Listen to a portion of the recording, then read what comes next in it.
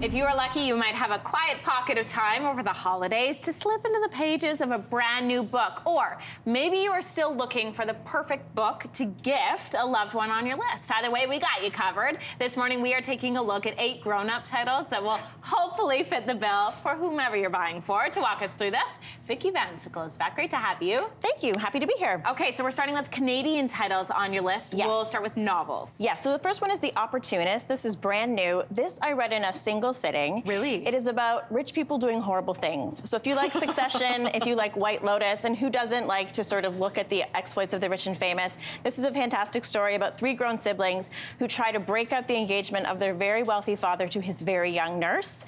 Every chapter has a twist. Very satisfying reading. Okay, I'm in for that one. I'll just take that with me after. Excellent. Perfect. Next, we have Looking for Jane. This is Canadian fiction. It's about 3 women who are somehow connected to the Jane Network. And the Jane Network was an underground abortion network in Canada and in the U.S. It talks a little bit about what happened in the 60s, the 70s, and also the present. So given sort of the state of women's rights and women's health issues, this really put sort of a personal story on it and had a lot of Canadian connection that I thought was really interesting. Cool. Great historical fiction. And then Son of Elsewhere, what's this one? Yeah, so this is by Elamine Elamahoud, who is a really great Canadian culture critic. He's a writer and a podcaster. He moved to Canada from the Sudan as a young teenager, and this is a collection of sort of memoir pieces about his life. It's a bit about being an immigrant, but it's also about family. It's about what he loves about Canada, and there's a great story in there about how wrestling really made him feel connected to his community. Graphic novels are not just for kids. You also have one for the adults. I do. So I love Kate Beaton. I think she's a national treasure. A lot of people know Hark a Vagrant, which is her web series, or her picture books,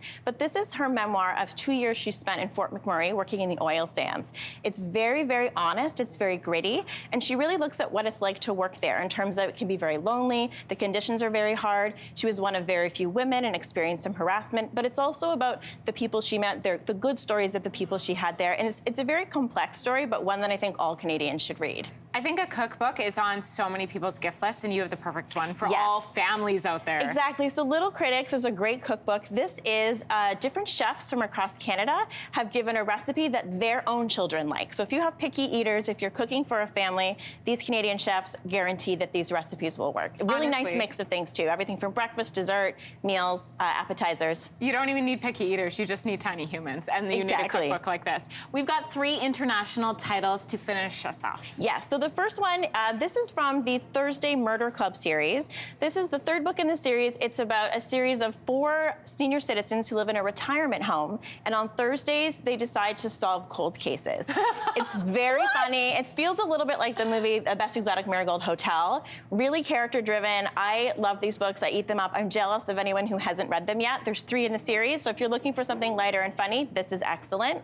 Marrying the Ketchups by Jennifer Close. Great name. Great name. This is about a family who grew up in a family restaurant. It's a very cozy read, very much about legacy. Their father has died, and they're trying to figure out what happens to themselves and the restaurant. Really comfortable. I really enjoyed living in that world for a while. And last is Kate Atkinson, international bestseller. This takes place sort of in jazz-era London, and it's about all these people who post-war, post-pandemic, come to London. They all have secrets, and they all get involved with this woman named Nellie Coker, who's sort of like the queen of the nightlife in London. So it's a little bit seedy. There's got some interesting mystery in there, but a really fantastic character-driven story as well. Vikki, real quick, if you're trying to find a book for someone or yourself, Yes. what is your hot tip to know if the book is for you? The number one thing I tell people to do is to actually open the book and read the first page. Because when you're looking for a book, an idea might really strike you as interesting, but you really want to know about the tone. Is it really light? Is it fluffy? Is it too dense for you? Is it too wordy for you? And you're not going to be able to tell that from the back cover or the flat copy. To get a sense of that writer, you want to read that first page. First page. There First you go, page, Canada. yes. Vikki, thank you. My pleasure. As always, we are going to put all of Vikki's suggestions to our social media so you can find them there. We'll be right back. Hey, thanks for watching. If you liked this, be sure to subscribe here, or you can check out more Your Morning videos right here.